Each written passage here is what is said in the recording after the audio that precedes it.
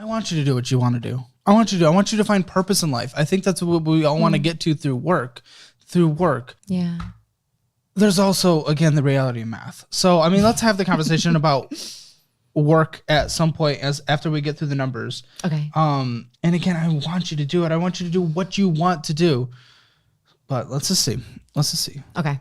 Wait, no, absolutely not. Because I did not get a number on. I didn't get a number on your income. So what? You didn't. What do you bring in on a monthly basis on average? Oh my God, what's really sad is that what do you bring home on a monthly basis on average? I don't know because I avoid looking at these bank accounts. Well, you that's know, when not you a get choice. so stressed, you're like, I'm just not going to open Bank of America today. I'm sorry, that's not a choice. That's an immature, childish thing to do. It is. You say it's not you know when you do life. this. So I know when children do that. Yeah. I literally feel overrun once in a while by, in spirituality, we call them the inner children, the inner aspects. And I literally have been giving them everything that they want. They're like, oh my God, I'm scared to make money because the fear of success means so many things. Your fear of success is more than your fear of getting kicked out because you can't pay rent? Yeah, there are some issues right now with where I live. There's molding. The whole building management company is getting sued. I haven't had to pay rent. I'm in a really weird. That's good. That's bad and good. Bad and good. I'm sorry that you're living there and that sucks. And that's obviously the landlord's responsibility. Issues. Yeah. I have to deal with law stuff. So the thing is that I've manifested a life at this point where I am taken care of so much by other people. You manifested a life? Subconsciously. Okay. Subconsciously, my inner aspects and inner children and teenagers, whatever, have felt safest when others are supporting us rather than when we are supporting ourselves, because then it means we're not alone. Okay. Yeah. Do you see a therapist? I see many therapists, coaches. I'm also a coach to a certain extent. So yeah, what's annoying is I am hyper aware. You're a coach? And I'm a spiritual coach? I'm a spiritual healer and holistic health coach. Whoa, this is a throwback to another episode we've had. Wow. Yeah. Okay. Yeah, we had another spiritual healer on here. Mm-hmm. Another life coach of sorts. How do we feel comfortable, by any means, giving anyone advice on life if you are just failing in the United States? Yeah, I am not a financial coach. Yeah, but how can you be coaching people on their life if you yourself could be getting them into a damaging position because you yourself are in a damaging position? In finances, yes, which is what this show is about. But like, if you are convincing people that if you think what you do is okay and you convince people to get in that same headspace, you're leading people down a dangerous path to the point where they might not be able to pay rent. They might not be able to retire. They might not be able to put food on their table, and they think it's okay. I get that slippery slope. I get that. From my point of view, I don't coach anybody in finances. No. Because I'm very open about Not finances. I'm talking about headspace in general. Yeah. So what I coach people on is how to find joy and healing in the present moment. And But what if what you're teaching is through that present moment, they get in the same headspace as you, which has led you to thinking, to just accepting this as reality. This should not be considered okay. Being a child is not okay. Everyone else is doing really great finances wise besides me.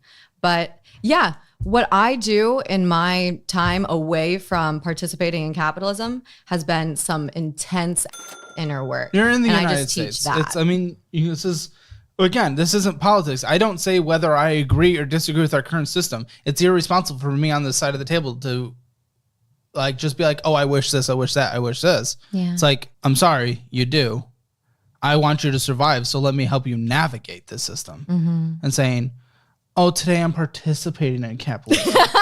Tomorrow I'm not. Yeah, to be honest, that's how it's been. But and it doesn't feel great. And you know where that's led us? Yeah. So I can't even look at myself. Like, I'm only brave enough to look at it right now because you are somebody who's passionate enough about helping other people with this. So I really do frickin' appreciate that. Well, I appreciate you being here. You're putting situation on display for many people to learn from. I hope that I can help somebody. Oh, that's one of the commercials I did. Okay, so 2,100 came in through that. Dope. Cool. You didn't know that. I didn't know the total. No, Pangea I haven't Holdings? budgeted yet. Pangea Holdings. I think that's like a shaving commercial because I'm a hairy girl. Congratulations. And Venmo, what usually comes in through Venmo? Like why? It used to be sugar daddy money. Yeah. What is it now? How much is it? 307 total across all the Venmo in the past month? Within this. I'm not going to lie. I have no clue. Okay. Ready, Set, Inc.? That is one of my agencies that connects me to brands for the UGC social media commercials. Sick. You made $91. All right. So the Venmo, can we count that as income, or was that just like we split dinner and like someone paid for it? I think it was partially that. Okay, then I'm not going to count that as income. So income total that came in. You live in Los Angeles, correct? Oh my God, yeah. $2,891. That's a good month for me. Well, that's a month for anyone else living out in LA. I know. So with the molding issue, I'm legally not required to pay rent right now. I know. That's the only reason you're surviving. Exactly. And I have EBT. I have food stamps. I was getting $281 a month. And I just had that knocked down about $100 since I made more money this month. It's interesting because but you're choosing not to work though. The thing is, like, I am all for support for people who can't work. If you get disability, you get laid off, especially because you're paying into that system, through different taxes and everything. When you're working, absolutely support people that just can't make ends meet because they're working their ass off.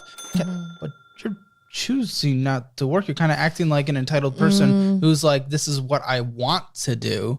So everyone come in and support me because I can't make ends meet doing what I want to do instead of growing up being an adult and actually taking care of your own life. Can I tell you a story? Please. Story time. So can I sit crisscross applesauce on the floor? If you had a fireplace, I would move us there right now with some marshmallows because this is a little heavy. I love marshmallows. Just a little heavy. Do you have s'mores? Go for it. I'm also sorry. My dog farted. I did not smell. But, you didn't? Oh, thank you for doubting. Hi, buds. Are you stress farting? It's okay. Caleb's actually really nice. He's just, passionate. It's true. So, yes, you can tell I'm very hyper aware of the situation. So it comes off as entitlement. Except for your income, but yeah. Yes, I ignore that until today. But long story short, I was doing the classic LA. I transferred from a career of tutoring little kids, which was the most fulfilling job I've ever had, making a lot of money, luckily doing that, like $100 a session. But then for some reason, more on-camera stuff was calling me. And I got into the acting, the music videos, the dancing, all of that LA. And 2 summers ago, I was grossly harassed at a music video. Sorry. And thank you. I'm not the only person who's been through that. And the way that my stress response works is I go into freeze mode. So everybody's nervous system acts up in a different way. And I wish, I don't want to wish life were any different, but some people get stressed and they'll fight. They'll go and make money. Yeah. And they won't be able to stop, so much so that they have a family and the mom or whatever, some partner is like, hey, like, why don't we go on a family vacation? And they're like, no, I have to work. So I'm grateful I'm not that. But I go into freeze mode. So after this traumatic event that just was a layer on to other sexual assaults, other sexual harassment, all these other disgusting acts against me and a lot of other women in this world, my bodily response is to freeze. So I had past suicidal thoughts that came up, and the way they manifested for me was to doom scroll, to not participate in life, to not connect with other people, to barely connect with my dog. And so here I was living a very privileged life in the sense where I could reach out and someone would take care of me. Someone would throw me a rope and save me. I would have coaches give me free coaching. I would have spiritual healers give me a session, etc. And that got comfortable, right? So I was sitting with the knowledge of this as I'm doing my inner work. I'm on my healing journey. I'm sharing it online.